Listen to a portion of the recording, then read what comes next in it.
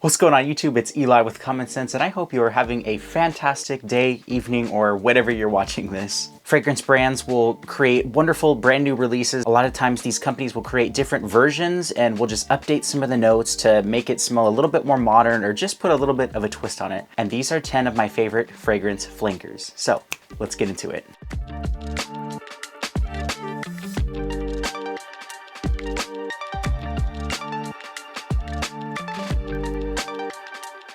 First up on this list is a fragrance from Swiss Arabian, and I'm talking about Shaghaf Oud Azraq. This one definitely follows the same oudi and gourmand vibe of the other Shaghaf fragrances in this line. This one is wonderful. It's got a uniqueness from the honey and the spices here, and honestly, it smells very, very close to Montal's Honey Oud.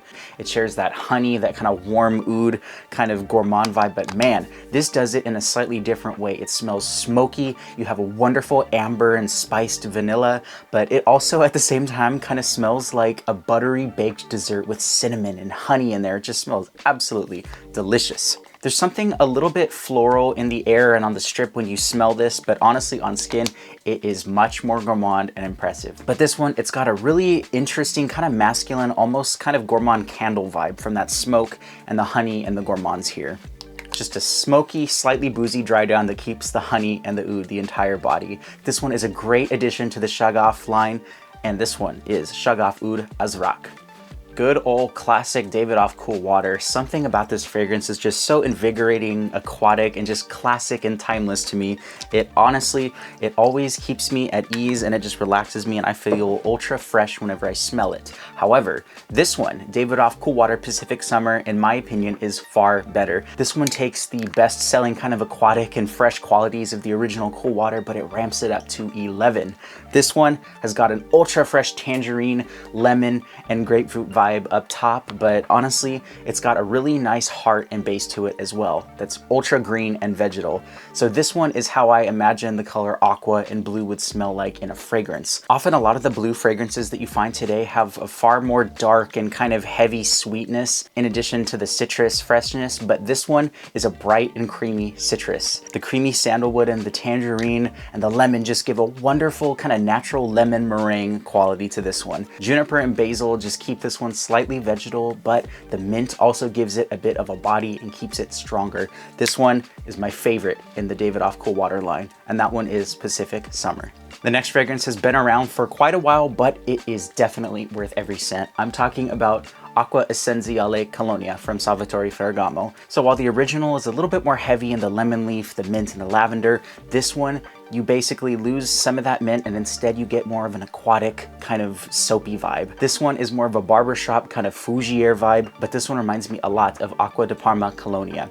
It's beautiful, slightly sour and tangy. The bergamot combined with the orange blossom and lavender just keeps it citrusy, fresh, and soapy. I used to spray this one actually on my neck and my pillow before I went to bed, and it just calmed me down for the night. Clary sage and lavender are known to have that calming and relaxing effect on the body when you're exposed to it, and this one, just soft, clean, soapy, and relaxing. Also with a little bit of saltiness from the ambroxan here. Ultra warm and sweet from the vetiver and tonka in the base. It just smells natural and herbaceous. Almost gives off the scent of kind of a wet wood vibe, but honestly, this one is a beautiful masterpiece. And that one is Acqua Essenziale Colonia.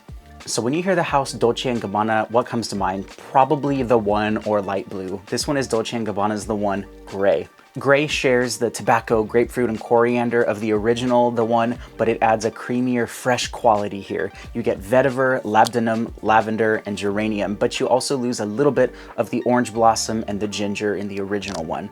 There's just something ultra clean and more versatile with this one. Something in there just gives it a slightly waxy, almost fig leaf-like quality to it. I don't know why, but to me, this one, I get a slight damp concrete vibe from this one. Again, don't really know what note that is or what accord kind of attributes to that image, but that's what I get. It's familiar enough from the classic The One DNA, but this one is more office friendly and you probably won't smell like most guys your date has met before. Just saying. This one is a perfect spring or a rainy day scent, and it's a solid flanker from Dolce & Gabbana. Dolce & Gabbana's The One Gray. Call me a hater, but the original Hugo man is just average. It's so mid and incredibly average. Apple mint and lavender just smells like a lot of fragrances out there, and it just honestly never stuck out to me as unique. It was pleasing, but forgettable. However, Hugo has reversed my opinion on the house. Okay. Basically replace the green apple with grapefruit and bergamot and add rosemary and vetiver. This one is ultra fresh, modern, and masculine. Creamy sweet citrus here with a salty and very green kind of herbal facet to it. It's also slightly woody and earthy in the base, and often it's compared to Roja's Elysium, but at a fraction of the price. To me, it almost smells like there's also ambroxan in here, but it's not listed, but it just smells ultra fresh. It's blue. It reminds me a little bit of kind of like a Dylan blue and kind of like that Elysium kind of blue, fresh, citrusy vetiver, but this one is ultra bright. This one just smells modern and great for the gym or the office, and honestly, anybody can pull this off at any age. And that one is Hugo reversed. Everybody knows the Jean-Paul Gaultier La Mer. That one is a fantastic seller, but I'd have to say this one is the greatest flanker to come out of that line. This takes everything that's pleasing and sweet from the original La Mer, the cardamom, the lavender, and the mint, but this one adds much more vanilla, spices, and iris. Iris is one of my new favorite notes, and I was super excited to discover this one. I know I'm late to the party. This one's been out for a long time, but I sometimes like to check out stuff other than the bestsellers. You know, it's just me. So this one is often compared to Armani Code Eau de Parfum, but something in it just adds a creamier and slightly nuttier vibe to this one. It's very masculine and gourmand, and it's not listed in the notes, but I also get an amber as well in this one. Something about the cardamom, vanilla, and the iris in this one are just fantastic together. I actually have been wearing this properly all day, and I just can't get enough of this one. Woo! Just a perfect dark and warm kind of date night fragrance that you can pull off basically anytime when it's a little bit cooler. I wouldn't wear this one in the summer, but honestly, you can wear this springtime, fall, and you can get away with it in slightly, you know, kind of spring to summer weather when it's still a little bit cool outside. This one is just a dark and warm beast for the cooler weather, but definitely worth it. One of the greatest flankers to come out of this line, and that one is Jean-Paul Gaultier's La Mer Le Parfum. Speaking of dark and warm beasts, this used to be one of the best cheapies. It has gone up in price, but it is still definitely affordable under the kind of $50 mark, around $40. And I'm talking about Halloween Man X. I believe the fragrance house used to be called Jesus del Pozo, but I do believe the house is called Halloween now. This one just reminds me of a high quality leather jacket and just getting whiffs of coffee, just those roasted coffee beans in a cafe. You have tonka, coffee, whiskey, cardamom, leather, and amber. In a previous video, I had actually mentioned how amazing coffee and amber are together. I use 2 Montal fragrances, so check out that video right up there. It's really cool. I just show you guys some layering techniques, so definitely go check that one out. But this one, it confirms that statement. Coffee and amber go together. You just get a really cool vanilla latte vibe from the tonka and the coffee here, but there's just a little bit of a saltiness top from the amber and the mineral notes here. Definitely not without its spices, and the cinnamon and the incense here just bring a nice warmth and darkness to it. It's warm and comforting at the same time. It's just ultra pleasing, and I can totally see this as a wonderful cheap date night fragrance that is bound to get you compliments. And if you're like me, you'll feel confident when you wear this one. And that one is Halloween Man X. Next up on the list, I was actually going to pick a different John Varvatos fragrance. I was actually going to pick Dark Rebel, but then again, Dark Rebel isn't really a flanker, it's just its own thing. Dark Rebel Rider would have been a flanker, but I don't have that one. So I'm going with John Varvatos Artisan Blue. Between Artisan Blue and Artisan Aqua, I'd have to give Artisan Blue the edge. They're very similar, but this one I love so much. You have an ultra fresh aquatic green, citruses, and aromatics here with a touch of iris. You also get a uniqueness from the chayote, the palmarosa, and pistachio here. The chayote gives this one a really cool, slightly nutty and cucumber vibe, and the palmarosa gives a soapy floral twist. It smells like you just came out of the shower with a nice blue shower gel smell, but it adds a green, natural vegetal vibe here. I feel like pistachio, that note is kind of sparsely used nowadays, but this one, it adds a pleasing quality, but it just smells mass appealing, yet uniquely different with a healthy dose of herbs and spice. Do not sleep on it. It smells absolutely fantastic. It's one of my favorite spring fragrances, and it's definitely worth every penny. I think it's around $40. Pick up a larger bottle like this. It is not discontinued to my knowledge, so definitely pick this one up. And that one is John Varvatos Artisan Blue. Giorgio Armani is sort of the pioneer of designer fragrances, and every now and then they create a banger and it just becomes the scent profile of what's popular and new at the time, and other houses just use it as an inspiration. This one's not new, but it's been one of the best flankers since Acqua Profundo, God rest its soul.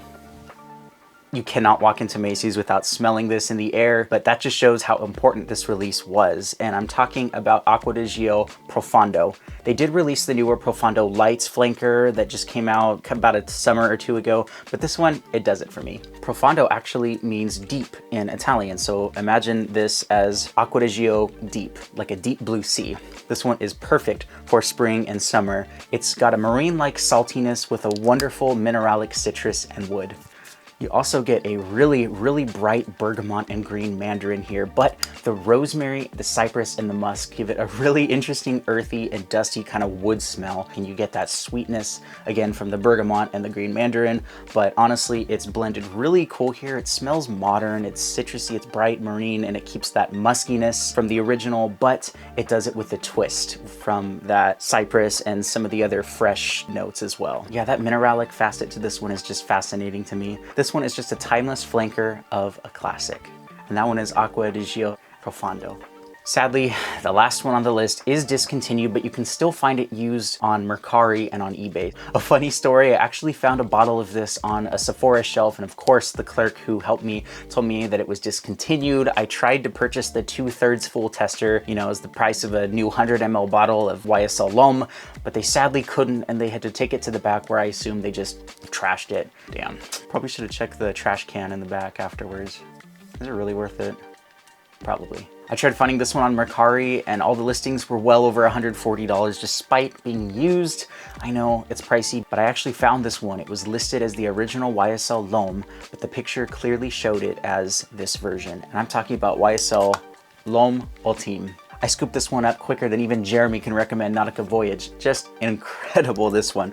The ginger, the spices, tonka, and violet leaf in the original one, but just you add a rose, apple, cardamom, and cashmere wood. It smells ultra warm, it's soft, it's fuzzy, and it's just inviting. The cardamom and the cashmere wood and vetiver combination bring a wonderful warmth and pepperiness. You also have really cool addition of florals from the rose and the geranium here while staying really faithful and bright from the creaminess of the original. This one, it just smells office friendly and it's really, really nice. It reminds me a little bit of the sweet kind of pepperiness from Mont Blanc's Legend Night and CK Black Copper, but this one is much smoother, it's higher in quality. I feel like this one lies somewhere between the YSL La Nuit de L'Homme as well as just the regular L'Homme. So I feel like this kind of combines the warmth and it's somewhere in the middle, but it's ultra pleasing and definitely worth the price in my opinion. Have no idea why they would ever discontinue this one. This stuff is just timeless.